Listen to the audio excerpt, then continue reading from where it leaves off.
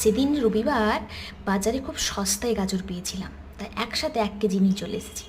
আর এত সুন্দর গাজরগুলো দেখে মনে হচ্ছিল আগে হালুয়া করে খাই, তাই চটজলদি গাজরের হালুয়া করতে শুরু করে দিলাম, কিন্তু একটু অন্যভাবে, মানে উইদাউট সুগার, যেটা বাচ্চা থেকে বয়স্ক ডায়াবেটিস রোগী সবাই খেতে পারবে।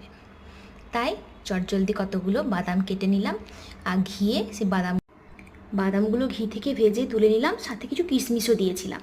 এরপর সেই একই কড়াতে ওই ঘিয়ের মধ্যে 2টো এলাচ দিয়ে দিলাম।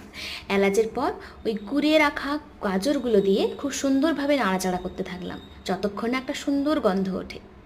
তারপর যখনই দেখলাম ভাজা হয়ে গেছে, গন্ধ উঠছে, তাতে হালকা একটু নুন দিলাম স্বাদের জন্য, এবং ভাজা হয়ে আসার পর তাতে আমি দুধ দিয়েছিলাম। ব্যাস, এই গাজর দুধ ভালোভাবে সিদ্ধ হয়ে ফুটে আসলেই তাতে মিশিয়ে দেব বাদামগুলো। হয়ে গেল আপনার সুন্দর গাজরের হালুয়া। হেলদি কিন্তু। টেস্ট করে দেখলাম দুর্দান্ত হয়েছে। আপনারাও বাড়িতে ট্রাই করে দেখুন এবং কমেন্টে লেখা জানাবেন কেমন হয়েছে গাজরের হালুয়াটা।